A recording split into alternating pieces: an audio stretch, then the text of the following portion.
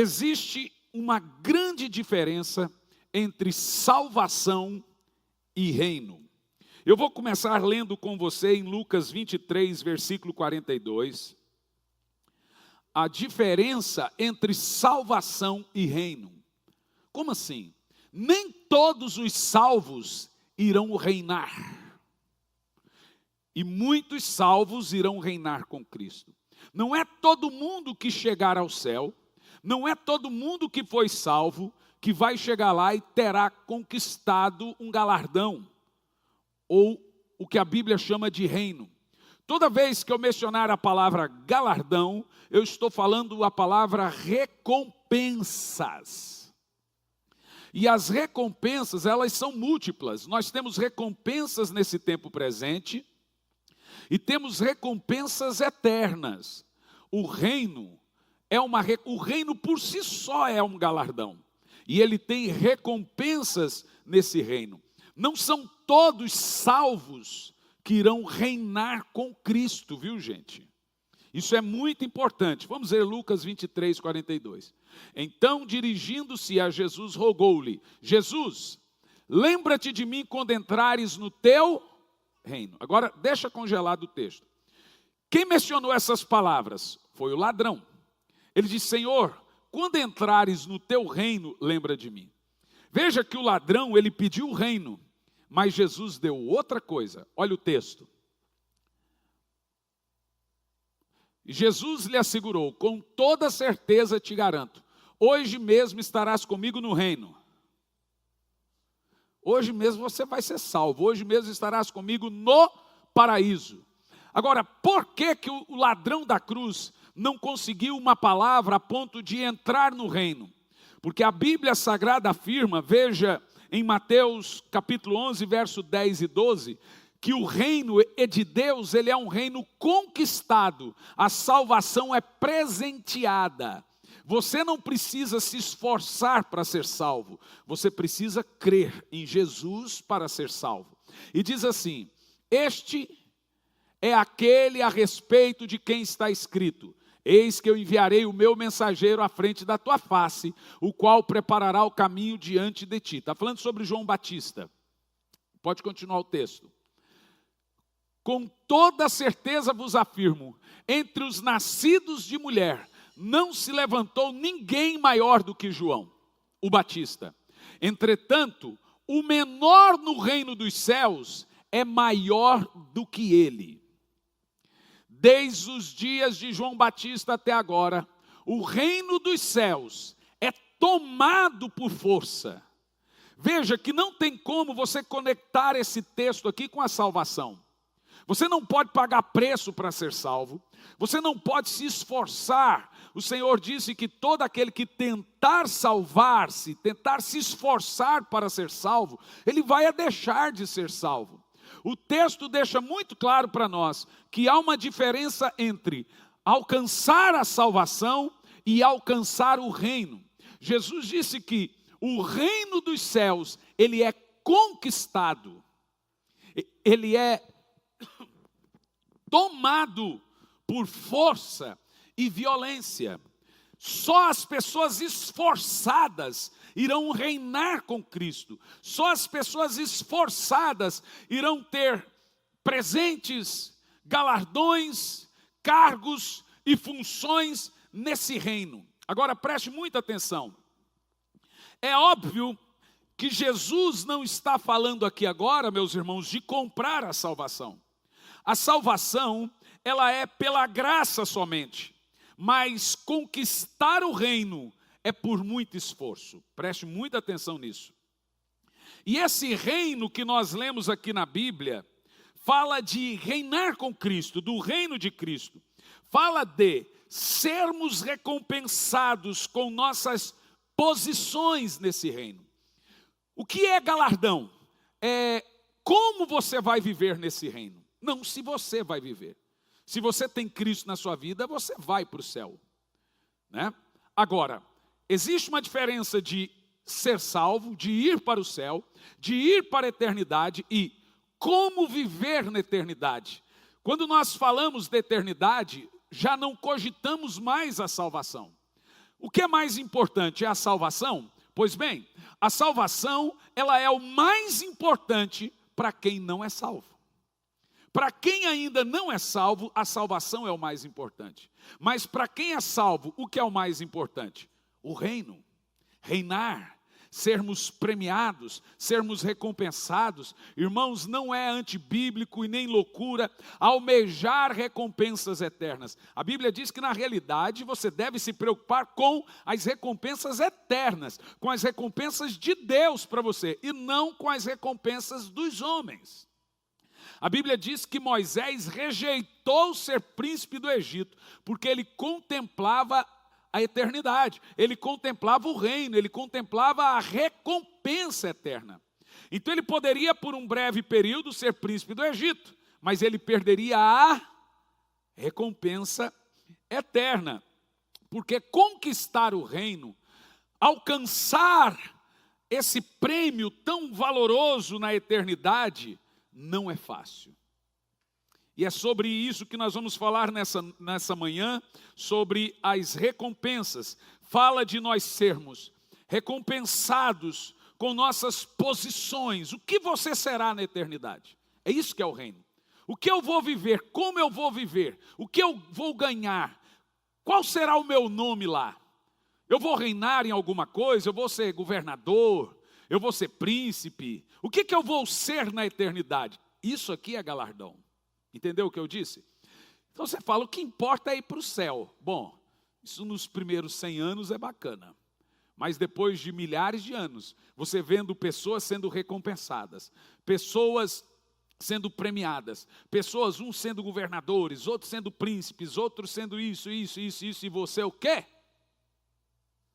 Então veja bem, deixe-me te explicar isso bem rapidamente. Coloca para mim Apocalipse capítulo 19, no verso 7 e 8, para você entender que o crente, quando ele chegar na eternidade, ele estará vestido de uma roupa importante. Deixa eu te dar um exemplo. Para você ser salvo, você precisa estar revestido de Cristo. A Bíblia diz que nós temos que nos revestir de Cordeiro. Ninguém será aceito diante de Deus sem que Deus olhe para você, sem que Deus veja Cristo em você. Você só será salvo se Deus olhar para você e ver Jesus. É a veste. Você tem que ter o sangue de Cristo. É o sangue de Cristo na sua vida que faz você ser salvo. Então, perante o trono de Deus, que é o tribunal do juízo final, você tem que estar revestido de Cordeiro, vestido de Cristo. Mas existe um outro tribunal, que é o tribunal Bema. O que é o tribunal Bema? É o tribunal de Cristo. Tem o tribunal de Deus, que é o trono branco, e tem o tribunal de Cristo. No tribunal de Cristo, os crentes serão julgados. Cristo julgará a igreja. No tribunal de Deus, os ímpios serão julgados. É o grande trono branco. A Bíblia chama isso também de segunda morte. O salvo não será julgado no trono branco, mas será julgado no tribunal de Cristo. No entanto, o julgamento da igreja não é um julgamento para condená-la. Quando você morrer para esse corpo, você comparece diante de Cristo. Na mesma hora, você terá um julgamento. Esse julgamento é dos seus feitos, do seu chamado. Servo bom e fiel, fostes fiel no mínimo, sobre o muito te colocarei. Granjeou mais talentos, multiplicou os talentos. Nós seremos julgados pelos dons que tivemos. Nós seremos julgados por fazer, por não fazer, por ter recebido, enterrado o talento e assim, etc, etc. O julgamento das nossas obras é no trono de Cristo. Ele julga a igreja. E ali a Bíblia também chama de bodas, casamento. Olha que texto interessante. Alegremo-nos, exultemo-nos e damos glória a Ele, porque chegou as horas das bodas do Cordeiro e a sua noiva está preparada. Todos esses termos são metafóricos. E a noiva aí é a igreja. Agora, o que a igreja veste no dia do casamento? Para vestir-lhe, foi-lhe providenciado linho fino. O que o linho fino representa? O linho fino representa as obras, os atos, os feitos justos dos santos. Que coisa poderosa! Olha que coisa tremenda. Perante Deus, você se veste de cordeiro. E perante o cordeiro, você se veste de quê? Quem pode me responder? Você se veste das suas boas obras. É por isso que Apocalipse capítulo 3, a partir do versículo 1, se eu não me engano, você vê o Senhor cobrando para a igreja, ao anjo, veja para mim qual é o texto certinho, aconselho que de mim compre vestes brancas para que não seja vista a vergonha da tua nudez, pastor Lorival, por gentileza. É Apocalipse 3. Oi? Se alguém achar aí, pode me dar a dica. A gente nem é de ferro, né, gente? Agora veja bem. Por isso que o Senhor chega e diz assim: pois és pobre, cego e nu. E aconselho que de mim compres vestes brancas. 3:18. Vestes brancas, para que não, obrigado pastor Emerson, para que não seja vista a vergonha da tua nudez. Esse texto aqui, gente, não está falando de perca de salvação, está falando de perca de galardão, perca de recompensa. Adquires de mim ouro refinado no fogo, tudo isso são feitos e obras, a fim de que te enriqueças. Como que um crente é rico diante de Deus? Através dos seus feitos.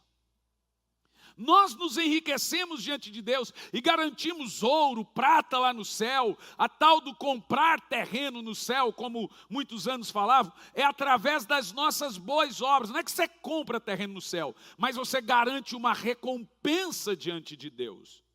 Olha, em todos esse texto nós ouvimos o termo comprar. É evidente que não está falando de salvação, porque a salvação você não pode comprar. O que você compra? Obras, suas posições na eternidade. E diz assim: a fim de que te enriqueças. Aonde é que você será rico aqui? Lá na eternidade. Poderoso isso, né, gente? Roupas brancas para que possa cobrir a vergonha da nudez. Isso aqui é tão interessante, porque tem gente que quando chegar na hora do casamento, ele não vai ter roupa para casar. Porque de acordo com o que nós lemos em Apocalipse 19:8, as roupas da noiva são as suas obras.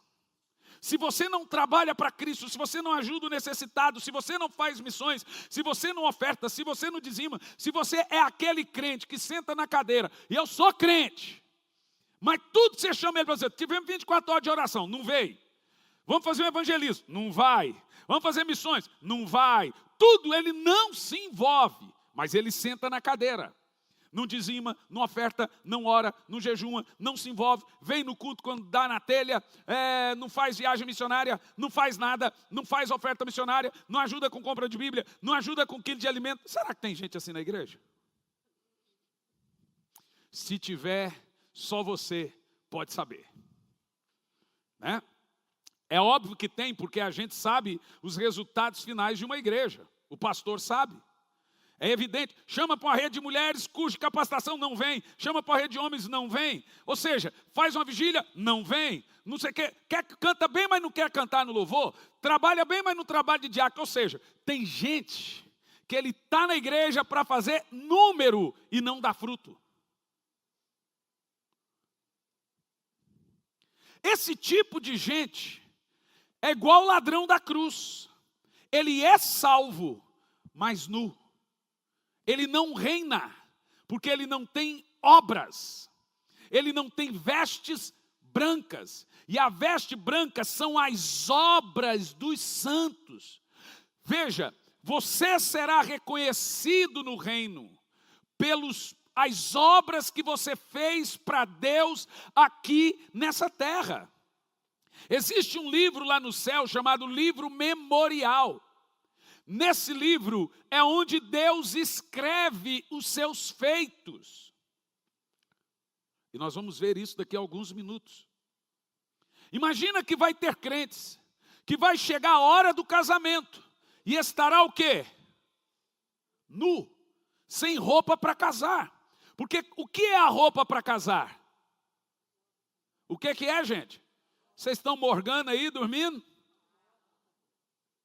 Deixa eu ver se você está acordado. Diga amém. Então responda. Fala, deixa eu falar. O que são as vestes brancas? As obras. Quem não tem obras está está pobre, cego e nu. Bel? Pensa o seguinte, chegar diante de Deus, nu, com a mão no bolso. Peladão, peladão. Por quê? Porque o cara, pastor, não manda em mim. Eu trabalho se eu quiser, eu faço se eu quiser. E tem gente na igreja que só faz o que ele gosta de fazer. E se você tira dele aquele, remaneja ele para o outro, ele entra em crise. Fica chateado. Mas não é assim que funciona, irmão. Então deixa eu te falar uma coisa, preste muita atenção. Tudo que você faz aqui no corpo repercute na eternidade. Você acumula para a eternidade. Se você faz coisas terrenas, morre com você. Se você faz coisas que é de Deus, é eterno. Uma vida só nós temos, e em breve passará. E apenas aquilo que fazemos para Deus permanece na eternidade. Daqui um pouco eu lhe explico, porque só as coisas de Deus são eternas. Já lhe explico. Mas de acordo com o que nós lemos aqui nesse texto, existe uma diferença entre reino de Deus, reino de Cristo e reino dos céus. 3 reinos. Preste atenção, porque senão depois você fala que não entende o que eu prego. Sabe quem é que não entende o que eu prego? É quem também não tem pelo menos um entendimento básico da Bíblia. Quem entende a Bíblia sabe do que eu estou falando. Quem não entende fica boiando. Quem entende o que eu estou falando? Quem conhece a Bíblia sabe o que eu estou falando. Agora, o povo hoje em dia não entende muito de Bíblia, então fica boiando. Então, preste muita atenção.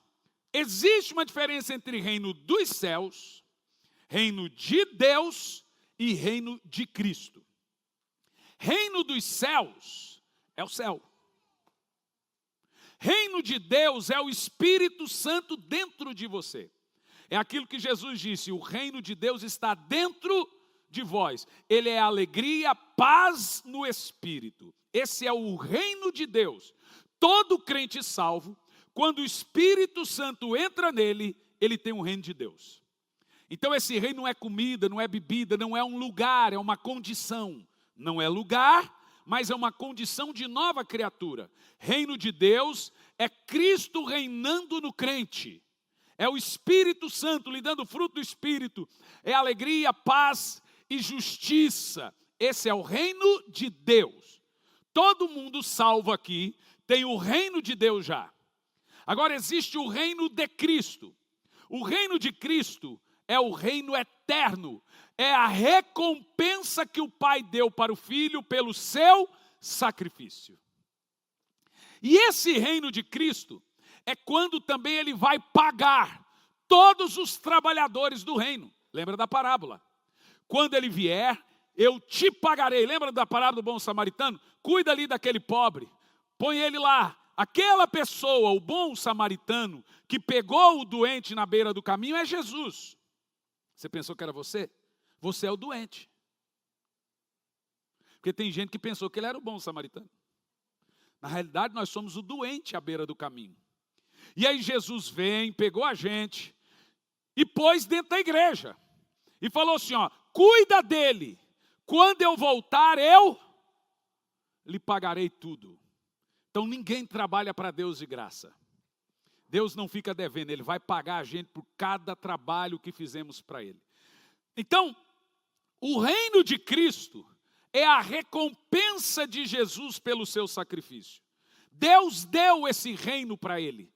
E nós, os seus súditos, seremos também recompensados junto com Cristo por termos trabalhado em alguma frente de trabalho para Cristo. Quem vai nos recompensar é Cristo. Então, recapitulando, reino de Deus é o Espírito Santo dentro de você, reino dos céus é o céu, e reino de Cristo é o milênio. reino de Cristo é reinar com Cristo. Então, reinar no milênio não é o mesmo que ser salvo. Se você tem Jesus, você será salvo.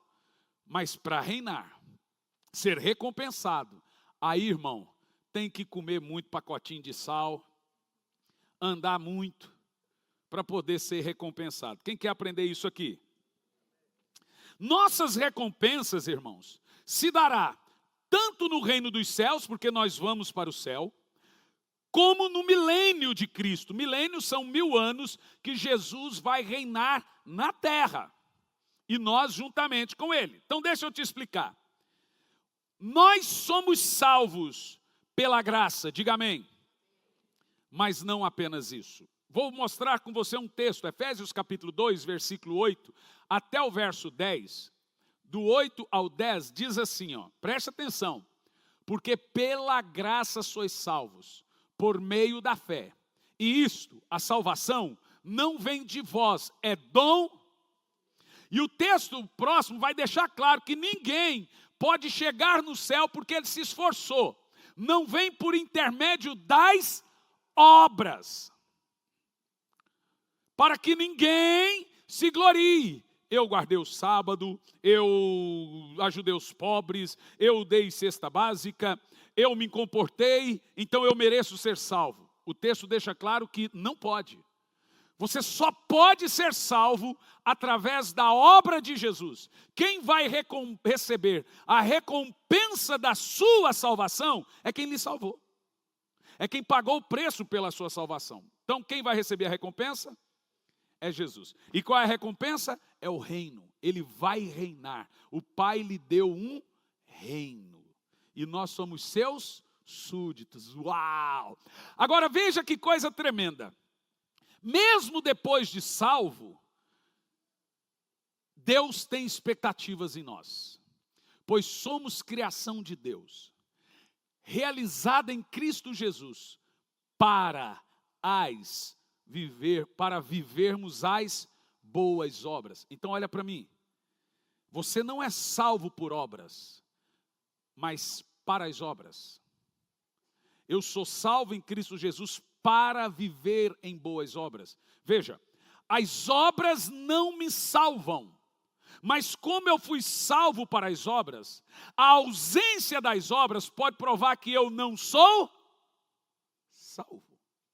Olha o texto. Sou criado em Jesus para viver as boas obras. Então existe um pós-salvação, existe uma missão, um propósito de eu ser salvo. E o propósito é que eu ande em boas obras. Crente sem obras está provando que talvez nem é salvo. Não que você garante a salvação com obras. As obras vêm depois. Olha, 3 textinhos para você. Efésios 1, versículo 4. Também diz a mesma coisa. Efésios 1 e 4. Para você entender.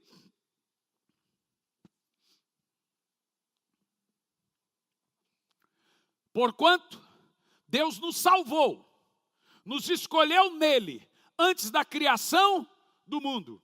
Agora temos uma preposição. Qual que é a preposição? Para, depois disso. Né, professora? Para, depois disso, sermos santos. Qual é, então, o resultado de ser salvo? Boas obras, santidade. A Bíblia não diz que você é salvo por ser santo. A Bíblia diz que você é santo por ser salvo. Quem é salvo será santo.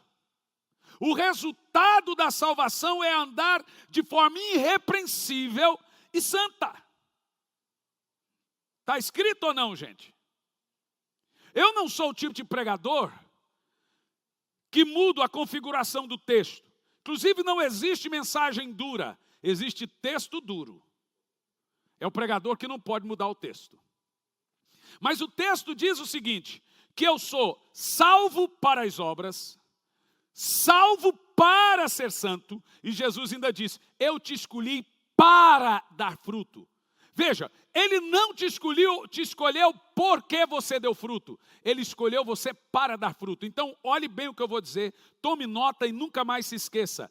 Toda salvação genuína é seguida de uma missão. Não existe salvação sem missão. Não tem crente salvo que não dê fruto. As minhas ovelhas dão fruto. Ovelha de Jesus dá fruto. Religioso não. A grande característica de um salvo é que ele quer salvar outros. Você está salvo porque alguém pregou para você. Alguém fez uma obra. Alguém fez um ato de justiça. Agora, os salvos devem logo se preocupar em salvar outros. Aleluia. Aleluia. Então, escute bem isso. Charles Spurgeon dizia que o cristão ou é um missionário ou é um impostor. Missionário é quem faz a obra, irmão. Talvez você não foi chamado para ir para o Afeganistão, para a África, para entre os índios. Mas ou você desce no buraco, ou você segura a corda para quem desce. Mas a obra você tem que fazer. Se você não é daquele, ai pastor, não é para mim ir em favela, eu sou muito medroso, mas o que eu posso fazer para contribuir? Mas irmãos, não existe igreja social, olha para mim pelo amor de Deus. Não existe igreja social, aquela igreja clube. É uma gentarada que gosta de igreja se ela tiver muita festa. Festa disso, festa daquilo outro, festa.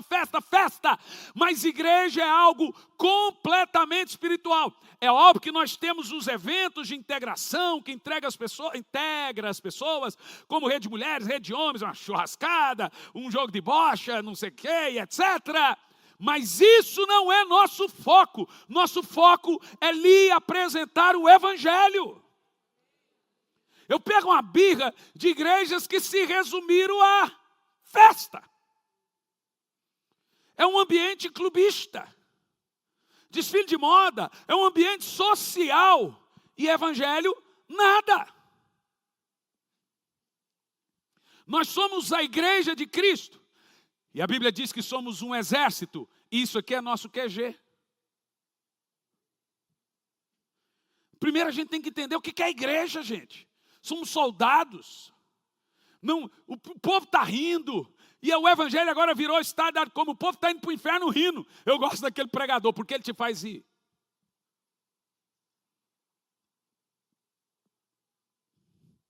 As pessoas estão indo para o inferno rindo. Missões está sucateado. E o povo não faz nada. Ninguém quer trabalhar para Cristo. Ninguém quer fazer a obra. Ninguém quer orar. Ninguém quer jejuar. Ninguém quer evangelizar. Ninguém quer dirigir uma célula. Ninguém quer abrir sua casa para uma célula. Eu quero ir para a igreja, assistir culto, ficar na minha. Não tem como você ficar na sua.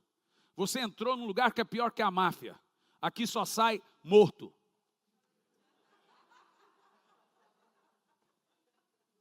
Quando você decide entrar no reino de Deus, não tem mais volta. O Senhor disse, aquele que põe a mão no arado e desiste, a minha alma não tem mais alegria nele. Acabou, irmão, não tem mais volta para você, acabou. Só sai morto nesse negócio. Na primeira mensagem eu disse que só tem duas coisas para você ter na eternidade.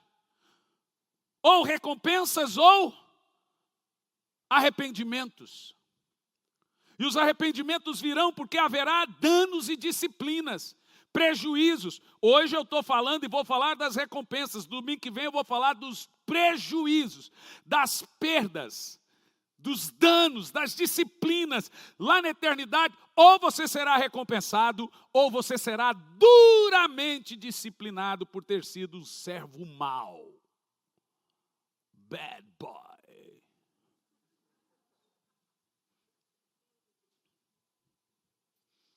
Então veja, a salvação é pela graça, o reino é pelas obras. Olha, vocês estão ficando bons. Vamos de novo para não falar que não entendeu. A salvação é pela, o reino é pelas Obras, feitos e atos. Tem como você comprar a salvação? Mas tem como você comprar a sua recompensa? Porque é conquistado. Que coisa boa, né? Agora parece fácil, gente. Deveria ser, porque é óbvio, é muito prático, não tem segredo. Eu falei no domingo passado, algumas coisas pelas quais nós seríamos recompensados. São tantas, né? E ainda assim a gente não consegue ser. Agora entenda, Deus não te salvou para ser um juiz, para ser pai, para ser mãe, ou até mesmo para ser rico. Tudo isso nós conquistamos aqui nessa vida. Jesus não morreu na cruz e disse, eu morro para que você tenha 3 filhos. Eu morro para que você seja um advogado. Jesus não morreu na cruz para você fazer nada do que nós estamos fazendo. Se Jesus irmão falou, pastor, mas eu faço tanto, mais tanto, mais tanto, só não tem noção como é a minha vida. Eu falei, mas de tudo que você faz, quanto disso é eterno?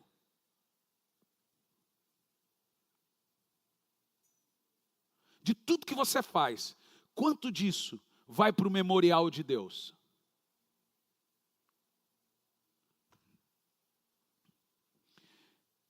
Porque veja bem, a recompensa de estudar para ser advogado é ser advogado. Mas isso acaba quando você morre. A recompensa de estudar para ser um juiz é ser um juiz.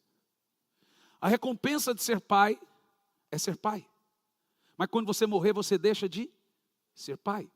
Então a recompensa de coisas temporárias é temporário. Aí eu lhe explico. Por que que trabalhar para Deus as recompensas não são temporárias? Porque Deus é eterno. Então quando você trabalha para Deus, as recompensas são eternas. É só por isso. Tudo que você faz para Deus não termina quando o seu corpo morre. Às vezes continua e às vezes começa a recompensa. Porque Deus é um ser eterno. A recompensa da gravidez é ser mãe, mas é temporário. É tão interessante, gente. A recompensa do trabalho é o salário. Apenas isso. Porém, eu estou aqui nessa manhã falando com os irmãos de recompensas eternas. Deus é eterno. O reino dos céus é eterno. E as recompensas são sempre eternas. Então, quando nós fazemos algo para Deus e seu reino, nós teremos o quê, meus amados? Capite? Teremos recompensas eternas. Vou te dar aqui algum exemplo. As esmolas, por exemplo. Atos capítulo 10, versículo de 1, versículo 2.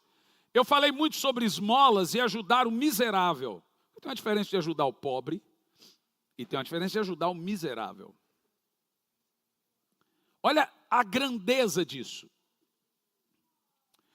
Havia em Cesareia um homem chamado Cornélio, centurião do regime militar conhecido como italiano.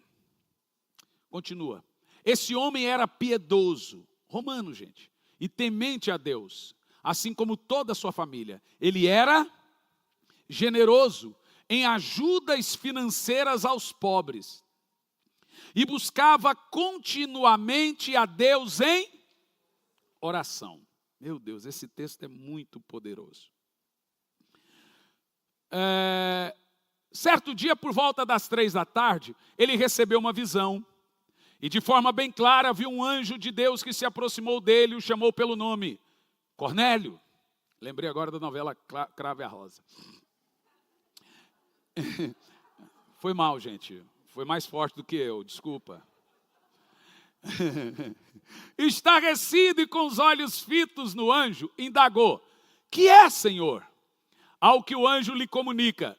Tuas orações, meu Deus, aleluia. E tuas esmolas, aos necessitados subiram como oferta memorial na presença de Deus. Eu vou deixar você ler de novo, porque talvez vocês pensam que eu estou brincando aqui. Vamos ler de novo? Estarrecido, com os olhos fitos no anjo, indagou. Vai lá? Que é, Senhor? O que o anjo disse? E as esmolas aos necessitados subiram como oferta memorial na presença de Deus. Verso 30, por favor, põe o verso 30. Ao que Cornélio lhe declarou: faz hoje 4 dias que eu estava em jejum. Agora ele está contando, porque o que aconteceu? O Senhor chegou em Cornélio e falou assim: procura Pedro. A pregação de Pedro, através dela você será salvo. Você viu? O anjo não pregou salvação, mas mandou alguém pregar. Olha como é importante. E agora ele está dialogando ali com Pedro.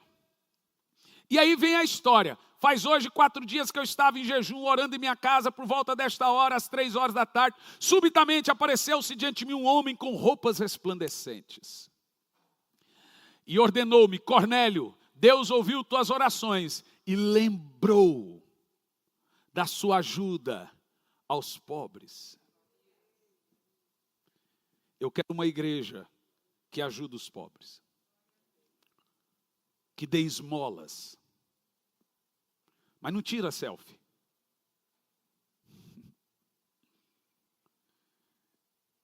Você está dentro do carro, acabou de passar no shopping, no McDonald's, compra um pacotinho e deixa ali. No caminho alguém vai parar pedindo que está com fome. Você já está com ele pronto. Fica pronto. Deus se lembra desse tipo de coisa. Deixa ali os trocadinhos, fala: não mexa. Alguém vai precisar disso. Ah, mas ele vai comprar droga. E se não? E se ele for comprar comida? Quem é você para julgar? Pode ser que ele se drogou à noite, mas agora está com fome.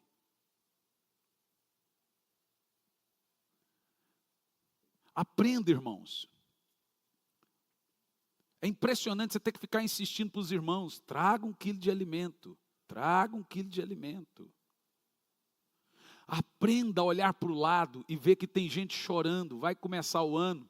Tem famílias que não têm condição de comprar um lápis para o filho, para a filha.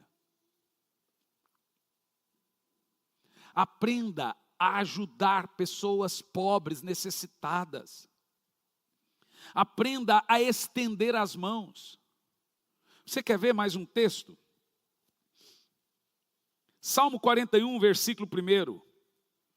Olha para você entender como existe um memorial no céu, escrevendo os meus atos. Um salmo de Davi: bem-aventurado aquele que dá atenção ao desvalido, no caso o pobre. No dia do seu infortúnio, o Senhor o livrará. Aqui está assim, ó: bem-aventurado ao que atende o pobre, o Senhor o livrará no dia do mal.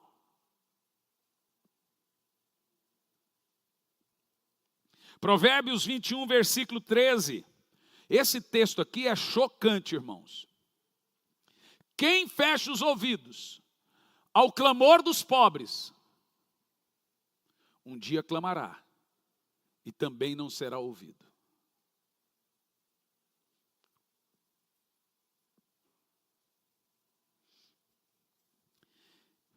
Então existe, hoje, agora, um livro que Malaquias chama de livro memorial. E nesse livro está lá as minhas obras. Todas elas. Irmão, não tem lá no céu um livro chamado membro de igreja. Fiel. Sou fiel daquela igreja. O fiel é lá no Corinthians, irmão. Aqui não tem esse negócio, não. Ah, mas eu quero ser reconhecido. O lugar de ser reconhecido é no ML.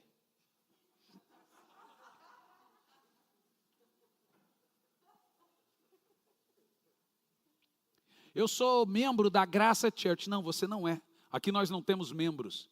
Aqui nós temos discípulos. Você não é um membro de cadeira. Eu não quero que você esteja aqui no hall de membros. Eu quero gente trabalhando, mesmo que eu não saiba, fazendo alguma coisa, mesmo que eu não saiba, se importando, mesmo que eu não saiba.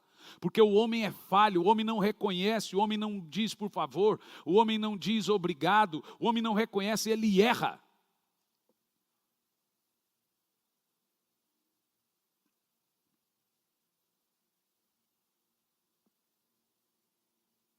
Mas nós devemos, irmãos, trabalhar esperando a recompensa de Deus. Porque se eu lhe recompensar, você já foi recompensado. Mas se Deus lhe recompensar, será uma recompensa eterna. É evidente que todos esperamos sermos recompensados. A Bíblia diz que até mesmo os animais têm que ser recompensados. Todos precisam ser recompensados pelo que fazem. 1 de Paulo a Timóteo 5,18 diz, não tapa a boca do boi que está pastando. Ele está trabalhando, então é digno que ele coma. Inclusive Paulo diz, quem não trabalha, não come.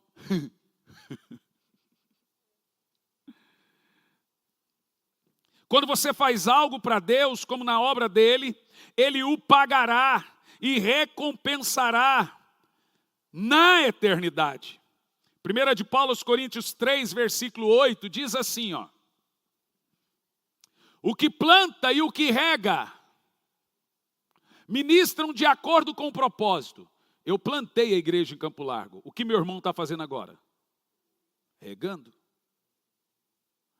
O que planta e o que rega, ministram de acordo com o propósito. E cada um será premiado pelo que ele fez, não pelo que outro fez, é pelo que ele está fazendo agora. Diga glória a Deus. Para todos nós, existe uma recompensa chegando. Veja, talvez, escute bem o que é importante falar isso, talvez Deus tenha lhe pedido para fazer algo que você não será notado.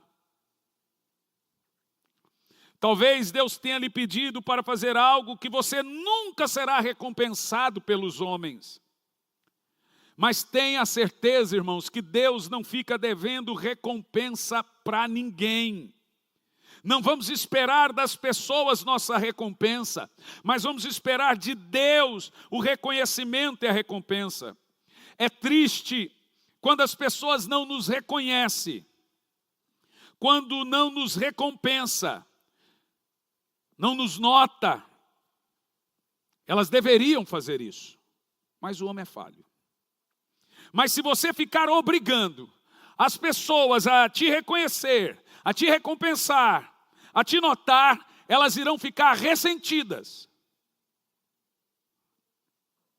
Mas aprenda a ir a Deus nessas horas. Porque através de Deus, Ele tocará nas pessoas para lhe recompensar. Você entendeu? Nem você deve ficar ressentido. E nem deve cobrar alguém reconhecimento. Porque elas também ficarão ressentidas. Bom, vamos concluir. Alguns tipos de recompensas na Bíblia. Você já sabe que terá recompensa. Mas quais são elas? Eu vou falar de algumas delas. E no domingo que vem eu vou falar da gravidade, porque talvez você fale assim, quem não planta nada não colhe.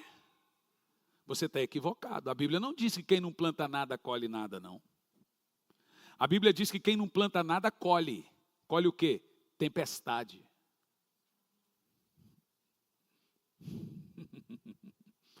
Tem gente que pensa, quem não planta nada, colhe nada. Bom, é a parábola da erva daninha, do mato.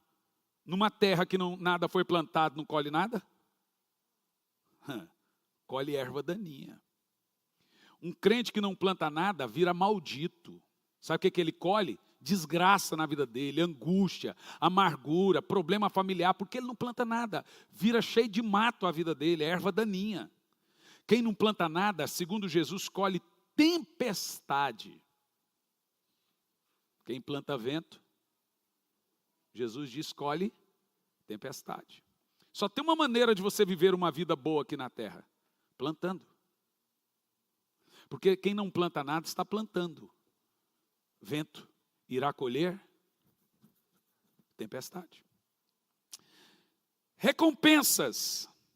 A primeira recompensa que nós vamos receber. Recompensas por sermos generosos. Atos 20, versículo 5, diz assim. Olha que texto lindo, gente. Vamos ler em voz alta? Vai lá.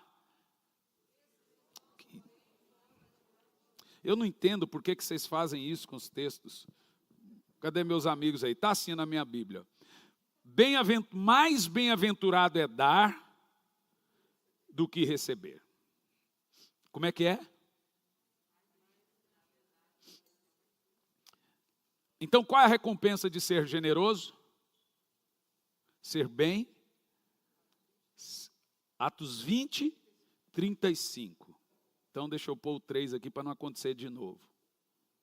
Isso é na hora da digitação, né? Atos 20, 35. Mais bem-aventurado é dar do que receber. Então, a recompensa de quem dá é ser feliz. A palavra bem-aventurado aqui é mais feliz, ou muito feliz. Qual a recompensa da generosidade? Veja 2 textos. Provérbios 22 e 9. Olha que coisa linda, gente. O homem generoso, porque reparte o pão. Uau! Quem quer ser abençoado? Ai, irmão, eu tenho uns parentes que vivem das migalhas que caem da mesa dos seus senhores. É o crente que nunca transborda na vida dele. É sempre pingando. Sabe por que está pingando? Não reparte. A Bíblia não está dizendo que quem tem 1 milhão de túnica dê uma. Está dizendo que quem tem 2. A Bíblia não fala para o milionário repartir. Ela fala para você repartir. Irmão, Deus está olhando para o seu coração. Nesse momento, agora, vai ajudar a gente que não quer ser ajudado. É complicado se ajudar quem não quer ser ajudado, mas tenta. Se ele não quiser, o problema é dele. Tem outros que precisam. Outra coisa, o cara é vagabundo, não trabalha, mas esse é o defeito dele. E contribuir é a sua qualidade. Você não pode medir a sua qualidade pelo defeito das pessoas. Fulano não merece, mas precisa. Ele não merece. E quando você faz algo por quem não merece, aumenta muito mais ainda a sua recompensa. Porque mostra que você tem um coração completamente de Cristo. Provérbios 11, versículo 25. Olha esse texto, gente. Leia em voz alta, vai lá. O generoso sempre prosperará. Mais alto. Agora veja, ou isso aqui é verdade ou isso aqui é mentira. Se é verdade, você não prosperou por quê ainda? Você não atingiu ainda o nível de generosidade bíblica. A Bíblia não mente, senhores. O generoso sempre prosperará. Deixa eu te explicar o que é uma pessoa generosa. Existe uma diferença entre pessoa fiel e pessoa generosa. Ser um bom marido é ser generoso, gente? Um marido bom tem que ser elogiado por ser um marido bom? Qual é o nome disso? Então ele é um marido fiel. Eu não mereço elogio por ser um bom marido. Eu mereço elogio se for um marido carinhoso. Agora, o marido que abre a porta, dá aquele cheiro no pescoço da esposa, ela... Marido que levanta a moral da esposa, manda mensagem no WhatsApp, falei, e aí, gata? Toparia sair comigo hoje? Essas coisas e outras coisas mais. Um bom filho não merece elogio por ser bom filho. Olha, minha filha casou com um camarada tão bom, trabalhador, honesto. What? Você vê que nós estamos vivendo um mundo tão louco que a gente agora pensa que trabalhador e honesto é qualidade. Tá feia, o cara casou com um trabalhador honesto. Isso é qualidade agora? Isso é obrigação, cidadão. Qualidade, minha filha casou com tão bom para ela, tão carinhoso, tão atencioso, tão presenteador. Aí é qualidade. É o cara que não grita com a esposa, que não joga ela para baixo e etc. Agora estamos falando de qualidades. Existe uma diferença entre ser fiel e generoso. Quem dizima merece elogio? O que é o nome disso? Mas quem oferta é generoso. Se você faz só o que lhe pedem, você merece elogio. Mas se você vai além, você é generoso. Por isso que obediência tardia é também desobediência. Qualquer obediência que você precisa falar 2 ou 3 vezes é desobediência. Porque uma pessoa obediente não é quem faz o que lhe manda, é quem ama fazer o que lhe manda. Quem faz o que lhe manda é o mau servo. Fez porque mandou. O coração generoso vai prosperar sempre. É aquela pessoa, irmão, preciso de gente para pintar a igreja. Opa! Ele tem um coração dado, voltado. Irmãos, nós vamos fazer um trabalho de evangelismo na favela. E nós vamos fazer. Não dá para fazer agora por causa da situação, evidente. Mas o generoso, ele está pronto. O coração dele se alegra com uma contribuição, se alegra para comprar uma Bíblia para mandar para os índios, se alegra para levantar uma oferta para mandar para os sonhos, se alegra quando precisa levantar uma oferta para comprar o forro, se alegra quando ele dá. Gente, quando ele compra lá um McDonald's, um Burger King, ou seja lá o que for, e deixa ali no carro. Passou no seu almoço, eu estou com fome. Ô querido, está aqui, eu já pensava em você. Está pronto. Ele tem um coração generoso. Ele já sai de casa pensando que tem gente que precisa. Tem alguém que vai pedir. A Bíblia não fala que só as ofertas chegam, as suas ofertas também chegam no memorial, mas as suas esmolas também chegam, estão gravadas eternamente no memorial. Então a recompensa do generoso é o quê? Ser uma pessoa feliz e próspera. E existem aqui também algumas recompensas na Bíblia, escritas na Bíblia. Primeira recompensa, reinar sobre cidades. É isso mesmo, gente. Lá no reino de Cristo vai continuar tendo cidades. Quem serão os governadores dessas cidades? Você quer ver comigo? Lucas 19, verso 17. Ao que o Senhor elogiou, muito bem, servo bom e fiel. Então ele deu lá os talentos. Para um deu 1, para outro deu 5 e para outro deu 10. Ao que ganhou 5, multiplicou e deu mais 10. 1, 5 e 10, é isso? Vamos ver o texto, que é bom pegar. Traz 3 versículos anteriores para a gente pegar o texto. É sempre bom. Seus súditos, isso, Vé Maria, menino. Contudo, ele tomou posse do reino e voltou. O texto aqui é sobre Jesus, que saiu para receber do Pai o reino.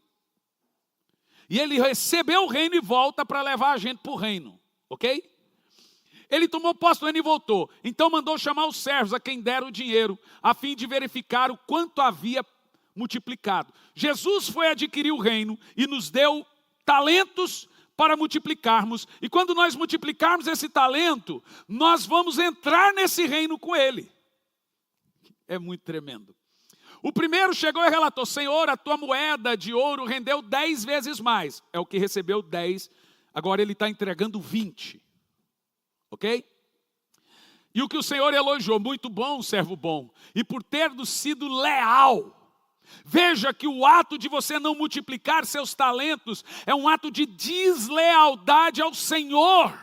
que está vindo. Misericórdia. Porque você foi pouco leal no pouco, governarás sobre 10. Veja, ele multiplicou, deu 20, ele não vai governar sobre 20, ele vai governar sobre o que ele multiplicou, não sobre o que ele ganhou. O que ganhou é graça. Mas o que você multiplica é mérito. Percebeu?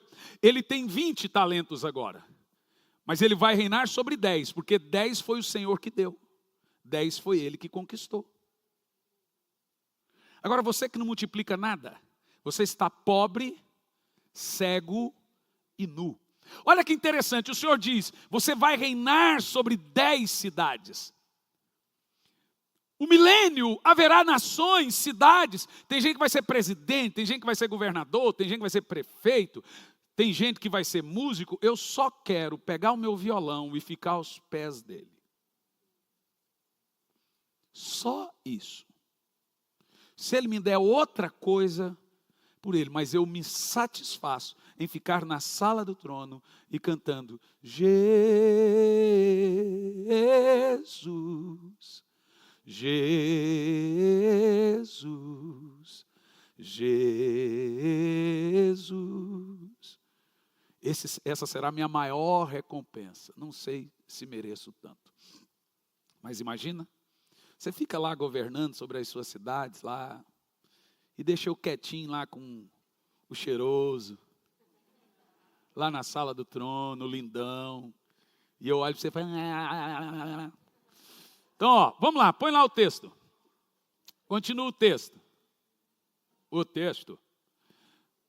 Vindo o segundo servo, lhe declarou, Senhor, a tua moeda de ouro produziu mais 5 vezes, mais lucro. Então você terá autoridade sobre 5 cidades. Esse recebeu 5.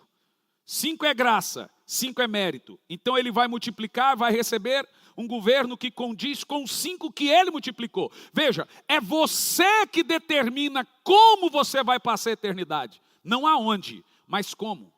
É o que você faz aqui que vai dizer como você vai viver do outro lado.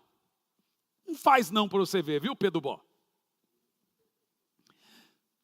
Então veio o outro servo explicando, Senhor, ó, será que tem crente assim por aí? Eis, Senhor, que a tua moeda de ouro que eu envolvi num lenço e conservei bem guardada. É o tipo de crente que fala assim, pelo menos eu não tumultuo, pelo menos eu não atrapalho. Quem sabe fazer o bem e não faz, peca. Quem não ajunta, espalha. Quem não é comigo, é contra amigo. E continua. Tive receio, porque tu és um homem severo. Olha, tem crente que pensa assim de Deus. Tira o que não puseste e colhe aonde não semeaste. Deus colhe aonde ele não plantou mesmo, gente. É o único que consegue. Então o Senhor julgou, por tuas próprias palavras eu te condenarei. Servo mau! Sabias que eu sou um homem rigoroso? E que tiro onde não depositei e ceifa onde não semeei. Sendo assim, por que não investiu o meu dinheiro no banco? Sabe para quem que está falando? É para quem não quer fazer missões. Então ajuda, põe seu dinheiro no banco. O banco aqui são os missionários. O dinheiro é o talento. Você não quer ir para a África? Então contribua com quem vai. Você não quer ir para os índios? Ajuda com Bíblia. Você não quer ajudar os pobres? Ajuda com a comida, ajuda com alguma coisa. Põe seu dinheiro no banco. Ah, eu não sou pastor, então seja dizimista e ofertante para ajudar quem tem o ministério. Põe seu dinheiro no banco, que pelo menos você vai multiplicar alguma coisa. Ah, eu não sou pastor, mas tem um rapazinho ali que tem um ministério pastoral e não tem dinheiro para pagar um instituto. Paga você o dele. Uma vez eu fui em Uberlândia, eu não conto essas coisas para vangloriar, irmão, porque a gente está pregando, a gente tem que dar exemplo, a gente conta como testemunho. Eu senti de Deus de pagar a faculdade inteira de uma menina. 4 anos de faculdade, eu e minha esposa pagamos. Ela se formou em missionária e pastora. Foi difícil, né? Porque foi um período muito difícil para nós. E a faculdade era cara, era 700 e poucos reais. Não é isso? Nós pagamos os 4 anos, gente. Consegue somar? Os 4 anos por mês? Porque Deus pôs no meu coração que aquela menina seria uma grande pregadora, mas não tinha condição de fazer a faculdade.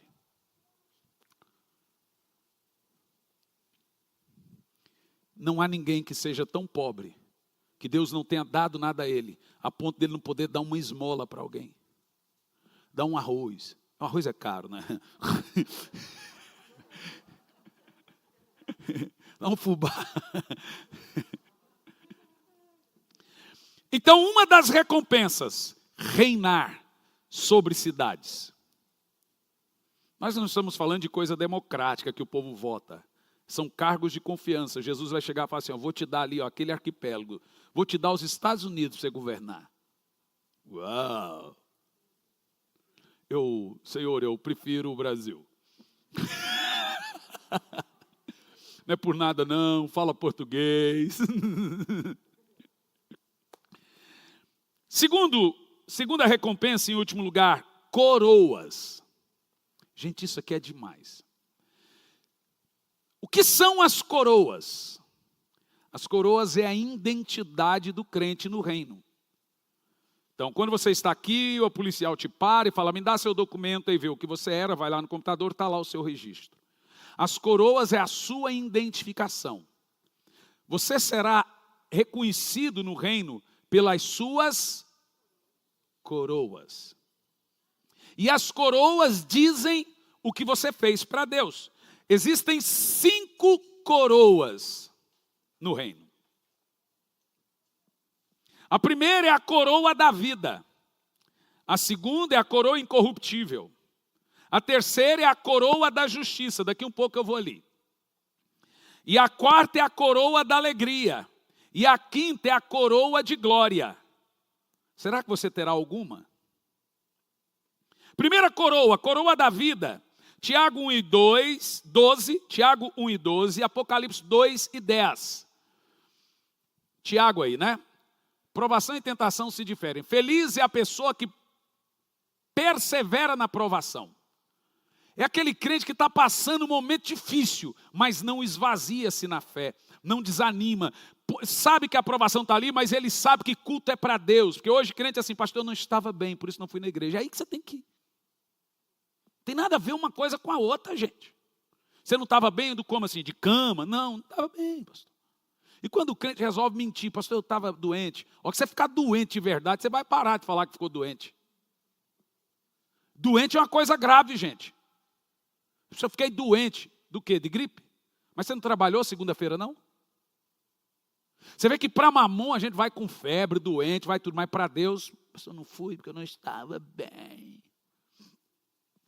Portanto, após ter sido aprovado, receberá o prêmio da coroa da vida, que Deus prometeu àqueles que o amam. Glória a Deus. Veja que o crente que suporta a provação, suporta os momentos difíceis e não desfalece na fé, ele será reconhecido no céu. Alguém vai dizer, lá vai uma mulher forte. Olha aí, ó, ele tem a coroa da vida, então ele foi aprovado nas provações. Segunda coroa incorruptível, 1 de Paulo aos Coríntios 9, verso 22 ao 25. Haverá um outro tipo de crente, é a sua identificação, o seu crachá. Não tem mais nada que está expresso a sofrer. Eis que o diabo está para lançar alguns de vós na prisão. Ah não, esse é o segundo texto do Apocalipse, né? Está falando dos crentes provados, que também recebem a coroa da vida. Ok, agora vai o outro texto, da coroa incorruptível. Para os fracos, tornei-me semelhante fraco, para ganhar os fracos. Paulo não está falando aqui que passou a beber para ganhar os pingus, não. Porque tem gente que interpreta assim, tá? Enxergar, e aí, velho, vamos à igreja. Aí ele diz assim, ó, fiz de tudo para ganhar todos, com finalidade de conseguir, de qualquer maneira possível, salvar alguns. Olha o resto do texto. Faço tudo isso por causa do Evangelho, a fim de me tornar coparticipante do Evangelho. Um verdadeiro atleta de Cristo. Não sabeis que entre todos os que correm no estádio, na verdade, somente um recebe o grande prêmio? Correi de tal maneira que alcanceis. Deixa congelado. Paulo está dizendo assim, ó. Olha a metáfora de Paulo. Tem gente, nós vamos ter a Olimpíada o ano que vem, né? É o ano que vem? A Olimpíada o ano que vem. Sabe, o cara treina durante 4 anos, 8 horas, 7 horas, 6 horas a fio, para correr 5 segundos, 10 segundos, 15 segundos, nadar, correr, para fazer uma coisa, para ganhar uma medalha corruptível. Você não consegue fazer mais do que esses atletas para ganhar uma medalha incorruptível. Os caras treinam a vida toda, 8 horas por dia, para correr 9 segundos. Irmão, quebra aquilo que lhe afasta de Deus.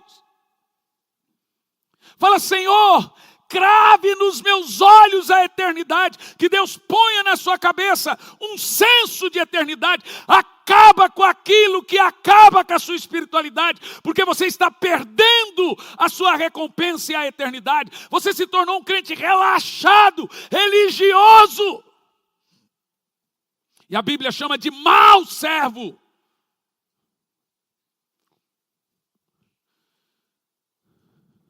Existe um galardão, uma recompensa para nós.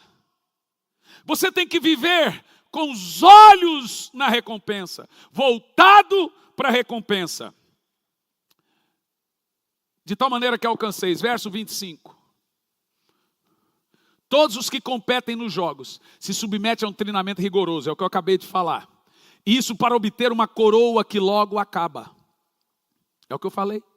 Nós nos dedicamos para ganhar uma coroa eterna, incorruptível. Oh, glória a Deus. Terceira coroa, coroa da justiça. 2 de Paulo a Timóteo 4, do 6 ao 8. Eu estou andando lá. Alguém vai dizer, ó, esse cara aí, ó, trabalhou muito. Olha a coroa dele.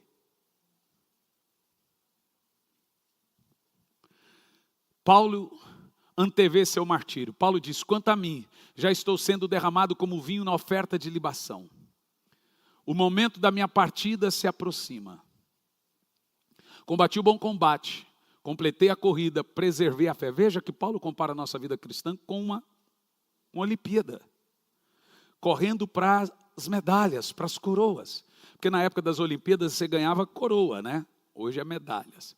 Agora está reservada a minha coroa da justiça, que o reto juiz me concederá naquele dia. E não só a mim, porque eu terei a coroa da justiça, mas também a todos que amam a vinda de Cristo. Todo pregador da volta de Jesus, todo que anseia pela volta de Jesus, vai andar no céu com uma coroa da justiça. Alguém vai dizer, lá vai alguém que propagou a volta de Jesus.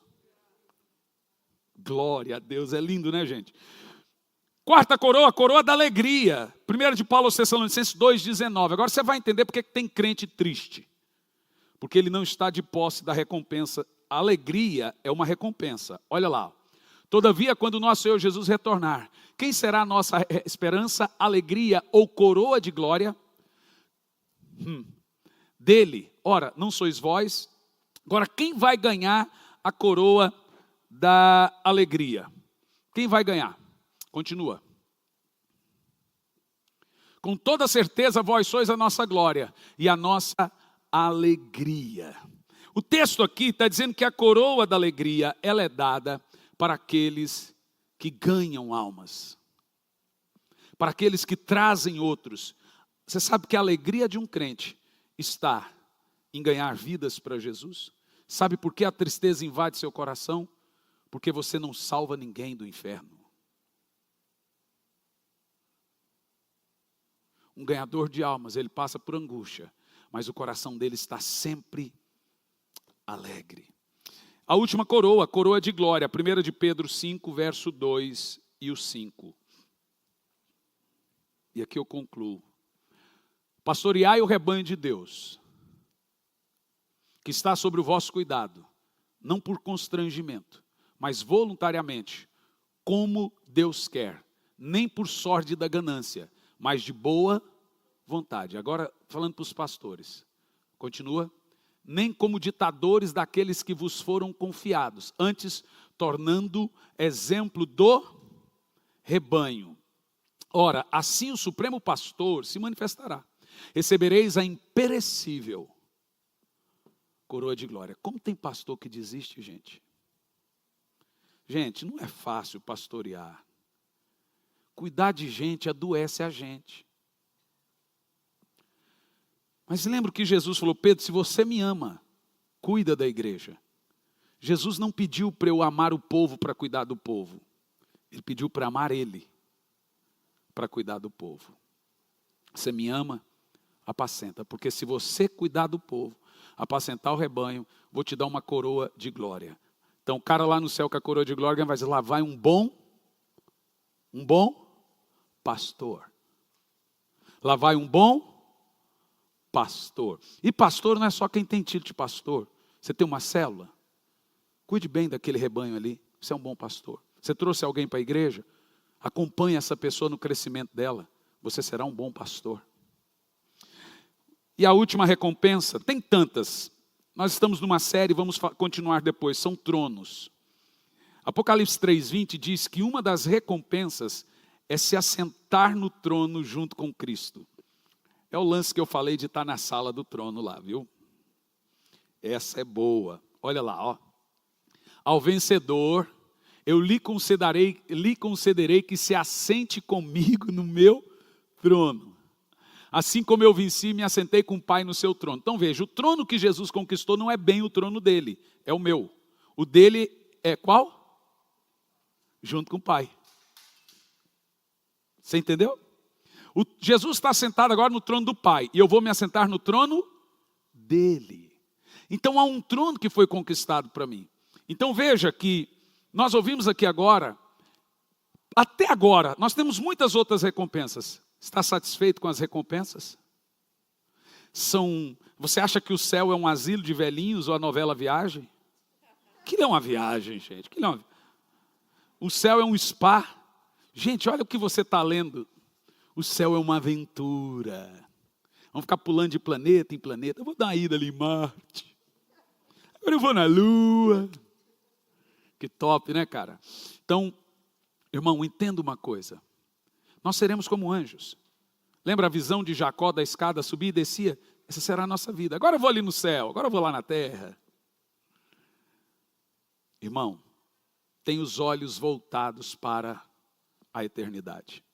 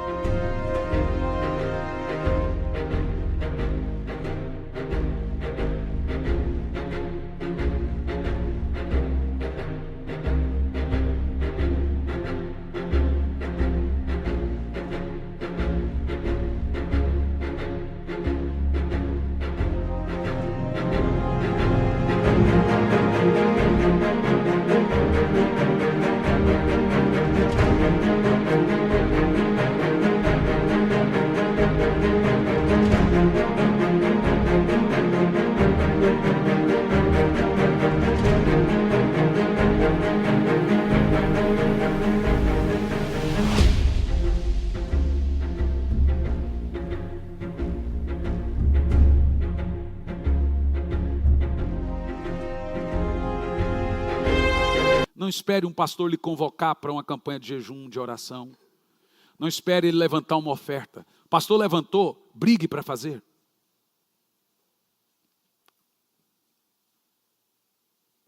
Tudo isso está no livro.